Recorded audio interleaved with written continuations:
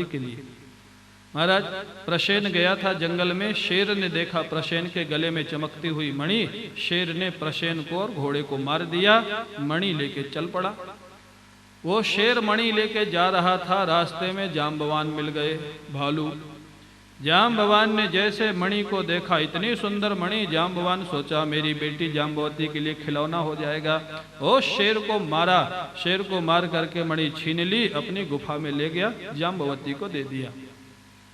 इधर प्रसेन के मारने का समाचार मिला सत्राजित को। अब महाराज सत्राजित क्या करे? सत्राजित को स्वाभाविक था, सीधा संदेह हो गया, भगवान ने प्रसेन को मरवा दिया और मणि छीन ली, क्योंकि उन्होंने ही मांगा था, मैंने मना कर दिया। उसका ही परिणाम झूठा कलंक, संपत्ति को लेकर के भगवान पर भी झूठा कलंक लगा। और बोले ये बात भगवान तक पहुंच गई। सत्राजित ने अपने घर की महिलाओं से ये बात कही। बोले भाई अभी कोई प्रामाणिकता तो नहीं है, लेकिन संदेह यही है, और संदेह सच ही है कि भगवान ने प्रसेन को मरवाया, मणि छीन ली। लेकिन ये बात तुम लोग कहीं बाहर मत कहना भी, क्योंकि कोई प्रमाण नहीं। माताओं को आप कोई बात बता दो कि ऐसी गंभीर बात है, लेकिन बाहर मत कहना इसको। बस फिर तो सोच लो, फिर तो ऐसा प्रचार होगा कि बिना पोस्टर बैनर के सब जगह प्रचार हो जाएगा। वो अपनी सहेली को जरूर बताएंगी, साथ में ये जरूर कह देंगी तुम किसी को मत कहना। हाँ, मैंने तुमको बता दिया, तुम किसी को मत कहना। माताओं के हृदय में बात कोई गंभीर ठहरती नहीं। बोले क्यों? बोले महाराज अब इसमें माताओं का दोष नहीं है, इसमें तो युधिष्ठिर जी का शाप कारण है। महाभारत का युद्ध जब समाप्त हो गया और युधिष्ठिर जी अपने बंधु बांधवों को तिलांजलि दे रहे थे, तब कुंती माँ ने कहा कर्ण को भी तिलांजलि दे दो। युधिष्ठिर जी ने कहा कर्ण तो सूत पुत्र है, हमारे परिवार का तो है नहीं, उसको तिलांजलि क्यों दूं मैं? कुंती माँ ने कहा नहीं नहीं युधिष्ठिर, वो सूत पुत्र नहीं है, वो तो कुंती पुत्र है, तुम्हारा बड़ा भाई है। सारी घटना बताई। जब वो सारी घटना कुंती माँ ने बताई तो युधिष्ठिर तो अवाक रह गए। इतना सुयोग्य हमारा भाई, कर्ण जैसा भाई, माँ तुम्हारी गलती के कारण हमने ऐसा सुयोग्य भाई को खो दिया। अगर तुमने पहले बता देती तो हमारा राजा आज कर्ण होता, कर्ण जैसा सुयोग्य भ्राता हमारा, तुम्हारी गलती के कारण खो दिया। आज मैं शाप देता हूँ, कोई भी गंभीर बात आज के बाद माताओं के हृदय में नहीं रहेगी, नहीं ठहरेगी, नहीं छिपेगी। तब ये महाराज ये तो युधिष्ठिर जी ने दे रखा है, आप क्या करें? तो इसका उपयोग कर सकते हो। कोई चीज का प्रचार करना हो ना, तो माताओं को बता दो, साथ में ये कह दो कि तुम किसी से मत बताना ये बात। हाँ, तो महाराज करणे करणे जपन जनाहा, भागवत में लिखा है, कानों कान वो बात श्री कृष्ण के पास पहुंच गई। श्री कृष्ण ने महाराज सत्राजित के पक्षपातियों को लेकर के खोजना प्रारंभ किया। रास्ते में खोजा तो प्रसेन मिल गया, घोड़ा मिल गया मरा हुआ। अब महाराज उसके बाद देखा तो उसके सिंह के चरण चिन्ह, उसके सहारे सारे आगे बढ़े तो सिंह मरा हुआ मिला। उसके बाद देखा जाम्बवान, भालू के चरण चिन्ह, उसके सहारे सारे आगे गए तो एक गुफा के अंदर उसके चरण चिन्ह दिखाई दिए। भगवान कृष्ण समझ गए कि ये जो भी भालू था इसके अंदर गया है, गुफा बड़ी गंभीर है। भगवान कृष्ण ने सभी सहयोगियों को गुफा के बाहर रोक दिया। बोले मैं अकेला जाऊंगा, 15 दिन तक तुम लोग मेरी प्रतीक्षा करना। अगर 15 दिन में आ गया तो सोच लेना सफलता हो गई, नहीं आया तो फिर तुम्हारा जो विचार हो सो करना। सभी लोग गुफा के बाहर प्रतीक्षा करते हैं। भगवान कृष्ण अंदर चले गए गुफा के। उन्होंने देखा गुफा के अंदर, महाराज बहुत अंदर जब गए तो देखा एक बड़ी सुंदर कन्या उस मणि से खेल रही है। ये थी जाम्बवती। घर तुम कृतमति तस्मिन अवतस्थे अर्भ कांति के। भगवान कृष्ण जाम्बवती के पीछे जाकर के धीरे से खड़े हो गए। इसकी दृष्टि इधर उधर हो जाए तो मणि लेके मैं भाग जाऊं, काहे को युद्ध करना पड़े। हर तुम कृतमति। लेकिन संयोग से जाम्बवती ने देख लिया, और पहली बार देखा था, पहचानती तो थी नहीं, बड़ी जोर से चिल्लाई बचाओ बचाओ बचाओ, चुक्रोश भीतवत, बड़े जोर से चिल्लाई। जाम्बवान कहीं गुफा के अंदर था, दौड़ करके आया। जाम्बवान ने देखा श्री कृष्ण को, ये भी पहचान नहीं पाए। यहाँ पर प्रश्न खड़ा है कि जाम्बवान तो श्री राम के इतने नजदीकी भक्त थे, वो श्री कृष्ण को क्यों नहीं पहचाने। यहाँ पर भी जीव गोस्वामी जी ने लिखा, बोले जब राम रावण युद्ध समाप्त हो गया ना, तो जाम्बवान ने कहा महाराज युद्ध तो समाप्त हो गया, लेकिन अभी युद्ध का आनंद मेरे को नहीं आया। भगवान श्री राम बोले भाई तो अब तो द्वापर तक प्रतीक्षा करो, क्योंकि इस समय तो मैं मर्यादा पुरुषोत्तम और स्वामी सेवक में युद्ध हुए अच्छा नहीं लगेगा। भगवान ने महाराज वचन दिया था द्वापर में तुम्हारे युद्ध की इच्छा को मैं पूर्ण करूंगा। भगवान की इच्छा ऐसी थी कि जाम्बवान न पहचाने, अगर पहचान जाता तो युद्ध नहीं होता। जाम्बवान नहीं पहचान सका, भगवान से भिड़ गया। बहुत भयंकर युद्ध हुआ महाराज। पहले वृक्षों को उखाड़ उखाड़ के फेंके, फिर चट्टानों को उखाड़ उखाड़ के फेंके, वो भी समाप्त हो गई। तो मल्ल युद्ध होने लग गया श्री कृष्ण और जाम्बवान में। और जानते हो कितने दिन तक युद्ध चला? आसीत तद अष्टाविंशाः, 28 दिन तक युद्ध चला। 28 दिन दिन रात युद्ध चला जाम्बवान और श्री कृष्ण के साथ। भगवान को स्मरण आया, अरे मैं तो 15 दिन की कह के आया हूं, 28 दिन बीत गए, बाहर लोग परेशान होंगे। एक मुंह का जोर से मारा जाम्बवान को, महाराज हड्डी हड्डी दर्द करने लग गई। हा? जैसे जोर से मारा तुरंत जाम्बवान पहचान गया, जाने तो हम सर्वभूताना, प्रभु पहचान गया, आप मेरे वही प्रभु श्री राम है ना।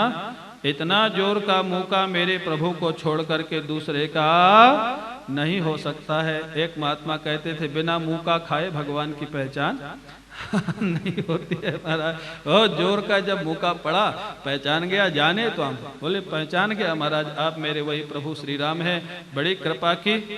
जाम्बवान की हड्डी हड्डी दर्द कर रही थी, भगवान ने अपना सुकोमल हाथ उनकी पीठ पर फिरा दिया, स्पर्श कर दिया, उनका दर्द दूर हो गया। जाम्बवान ने कहा प्रभु बड़ी कृपा की आपने, आज तो दूसरे रूप में ही कृपा की, अब आपकी मैं क्या सेवा करूं। भगवान बोले जाम्बवान ये मणि को लेकर के झूठा कलंक मेरे को लगा है, ये मणि आप मेरे को दे दो, यही आज की सेवा है। जाम्बवान बोले प्रभु मणि तो दूंगा ही, मेरा एक निवेदन है, मेरी बेटी जाम्बवती विवाह के योग्य है, आप इसको स्वीकार करें और दहेज में मैं मणि दे दूंगा आपको। भगवान बोले ठीक है, अच्छी बात है।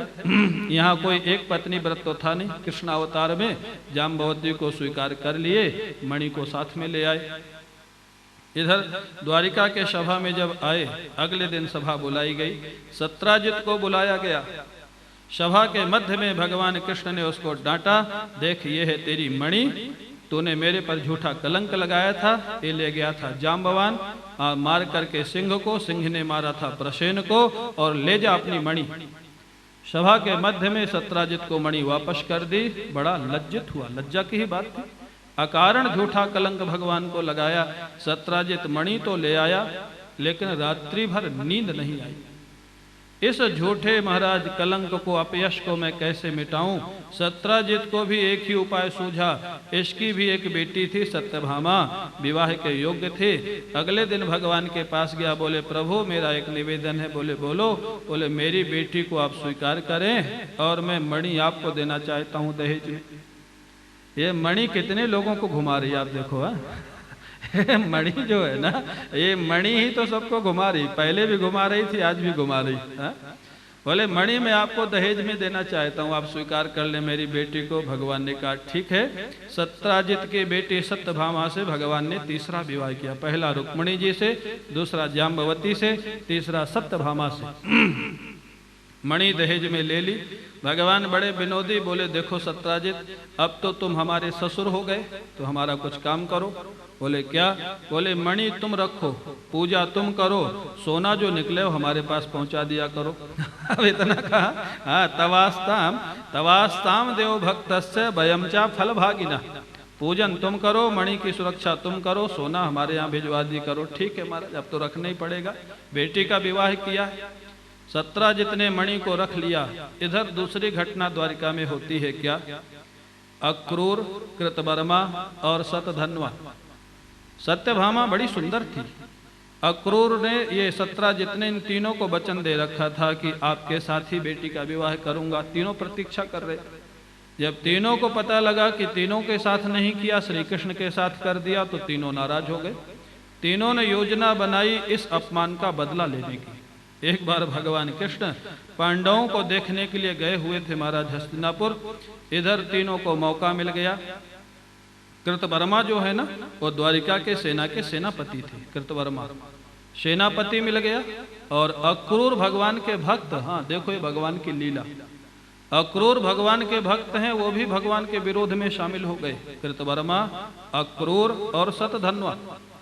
अक्रूर के लिए जीव गोस्वामी जी ने लिखा है, अक्रूर जैसा भक्त जो भगवान को जब लेने गए थे तो आंखों से अश्रुपात हो रहा था, वो भगवान के विरोध में कैसे शामिल हो गया? उनमें ये दुर्बुद्धि का उदय कैसे हुआ? जीव गोस्वामी जी कहते हैं, गोपी जन कोपात एव अक्रूरे ईदृशी मतिर जाता। गोपियों का अपराध हुआ था क्रूर से जान अनजान में। उन गोपियों के अपराध के कारण ही कुछ समय के लिए अक्रूर जी की बुद्धि खराब हो गई। हाँ, संत का अपराध, भक्त का अपराध बहुत बचना चाहिए, बहुत सावधान रहना चाहिए। अक्रूर जैसा भक्त श्री कृष्ण के विरोध में खड़ा है, आश्चर्य होता है। कृतवर्मा, अक्रूर और शतधन्वा, ये तीनों ने योजना बनाई। श्री कृष्ण जब नहीं थे द्वारिका में, सत्राजित को सोते समय शतधन्वा ने पकड़ लिया, उसका गला काट दिया, मार डाला सत्राजित को, और मणि लेकर के भाग गया। जब सत्यभामा को पता लगा कि उसके पिता की हत्या हो गई और मणि के लिए हत्या हुई है, सत्यभामा बहुत रोई। रो करके महाराज अपने पिता के शरीर को व्यवस्थित रखा, रथ लेकर के पहुंच गई भगवान श्री कृष्ण के पास हस्तिनापुर। सारा समाचार सुनाया। आकर्ण, हाँ जैसे ये समाचार सुना भगवान कृष्ण ने, तदा कर्णेश्वरो राजन अनुसृत्य नृलोकताम अहो नः परमं कष्टम इत्यस्राक्षो विलेपतु। विलाप करने लगे भगवान कृष्ण, अरे बड़े खराब हुआ, बड़ी दुर्घटना हुई, बहुत रोए, बहुत रोए। नृलोकताम बोले नर लीला कर रहे थे, इतना रोए, इतना रोए। यहाँ भागवत में लिखा है कि एक बार तो सत्यभामा भी घबरा गई। हाँ, सत्यभामा चुप हो गई इनके रुदन को देख करके। वो स्वयं समझाने लगे, ठीक है प्रभु, जो हुआ सो हुआ, ये भी भगवान का एक तरीका था। हाँ, कहीं कोई दुर्घटना हो जाए ना, आप पंडित बनोगे तो सिर दर्द हो जाएगा आपका समझाते समझाते। बोले क्या करो, यही तरीका अपनाओ, जब सामने वाला रो रहा हो तो मुझसे ज्यादा रोने लग जाओ। समझाने की समझाने की जरूरत ही नहीं। भगवान ऐसे लीलाधारी थे भगवान कृष्ण, जितने ही समझाओगे सामने वाला उतना ही रोएगा। आप करके देख लेना, और ये तरीका अपना लो, कुछ समझाने की जरूरत नहीं। वो जितना रोए उससे ज्यादा रो तुम, वो अपने आप चुप हो जाएगा, वो तुमको समझाने लग जाएगा। अब जो हुआ सो हुआ, आप मत दुखी होइए, आप तो शांत हो। यही हुआ, सत्यभामा श्री कृष्ण को समझाने लग गई। अब क्या हुआ, जो हुआ प्रभु आप शांत हो जाइए, भगवान बड़े लीलाधारी है, जानबूझ करके लीला कर रहे थे। सत्यभामा को समझाते तो जल्दी महाराज जो चुप होती नहीं, सत्यभामा चुप हो गई। धीरे धीरे भगवान भी चुप हो गए। आ गए द्वारिका। द्वारिका में खोजने लग गए शतधन्वा को जिसने मारा था। अक्रूर जी को पता लगा, जिनके पास मणि थी, कि भगवान आ गए, खोज रहे हैं शतधन्वा को। अक्रूर मणि लेके द्वारिका से भाग गए बनारस। बनारस में रहने लग गए। और शतधन्वा वो भी भागा। इसके बाद भगवान जो थे ना, शतधन्वा का पीछा किया। शतधन्वा द्वारिका से भागा घोड़े में सवार होके जनकपुर की तरफ। श्री कृष्ण बलराम उसका पीछा किए। रास्ते में उसका घोड़ा गिर गया, पैदल भाग रहा था। भगवान श्री कृष्ण ने सुदर्शन चक्र से उसका गला काट दिया, मार दिया। इधर कृतवर्मा और अक्रूर को भागने का अवसर मिल गया। दोनों द्वारिका छोड़ के भाग गए। भगवान कृष्ण लौट के आए, बोले भाई मणि तो मिली नहीं, कहाँ गई? बलराम जी बोले मणि कहाँ है ये तुमको पता ना हो, ऐसा हो नहीं सकता, तुमको जरूर पता होगा, तुम हमसे छिपाना चाहते हो। बलराम जी नाराज हो गए श्री कृष्ण से। बलराम जी नाराज होकर के जनकपुर चले गए। हाँ, राज्य छोड़ दिया, द्वारिका छोड़ दी, जनकपुर चले गए अपने मित्र राजा के यहाँ। महाराज दूसरी बार श्री कृष्ण पर मणि को लेके कलंक लगा, जहाँ पर अविश्वास बलराम जी ने किया। इससे ज्यादा पराकाष्ठा क्या होगी। भगवान कृष्ण ने देखा, अक्रूर जी के पास संदेश भेजा, अक्रूर जी आप आ जाओ, एक बार मणि दिखा दो, बाद में तुम ही ले लेना। अक्रूर जी भगवान के भक्त हैं ना, नमे भक्ता प्रणश्यति, भगवान अपने भक्त का ध्यान रखते। बुद्धि खराब हो गई थोड़े दिन के लिए, तब भी भगवान संभाल रहे। ध्यान रख रहे हैं। अक्रूर जी मणि ले आओ, दिखा दो खाली, क्योंकि बलराम जी मेरे पर भरोसा नहीं कर रहे मणि को लेकर के। अक्रूर जी बोले महाराज हमारे पास मणि कहाँ है, झूठ बोल गए भगवान से मणि के लिए। भगवान बोले अक्रूर जी जब से मणि तुम्हारे पास है तब से मैं जानता हूं कि तुम्हारे पास है, और तुमको मैंने जानबूझ करके भागने का अवसर दिया। मेरे को मालूम था कि शतधन्वा के पास मणि नहीं है, मैं द्वारिका छोड़ के नहीं जाता तो तुम भागते कैसे। ये तो मेरी योजना थी तुम्हारे भगाने की। अब मणि दिखा दो, मणि नहीं है तो इतने बड़े बड़े यज्ञ कहां से कर रहे हो, ब्राह्मणों को सोने की दक्षिणा देते हो, सोने की बेदी बनाते हो, इतना सोना कहां से आ रहा है। मणि तुम्हारे पास है, मेरे से छिपाने से काम चलेगा नहीं, दिखा दो एक बार। अक्रूर जी आ गए, सभा में मणि दिखाई, बलराम जी को बताया गया। श्री कृष्ण ने कहा मणि मेरे पास नहीं थी, अक्रूर के पास थी, आप मेरे पे भरोसा करो। तब बलराम जी महाराज प्रसन्न हुए, लौट के आ गए। अंत में मणि अक्रूर जी को ही दे दी गई। क्यों, संपत्ति को भक्त ही ठीक से संभाल सकता है, नहीं तो संपत्ति के 15 दोष आ जाते। कहा जाता है किसी के जीवन में झूठा कलंक अगर लग गया हो ना, और झूठा कलंक लगता है सबके जीवन में, क्योंकि भगवान के जीवन में लगा तो बोले कहते हैं ये कथा सुन ले तो झूठा कलंक छूट जाता है। कथा सुनने का अर्थ क्या है, ये मान के चलना चाहिए। कभी कभी झूठा कलंक लगता है, उसमें क्या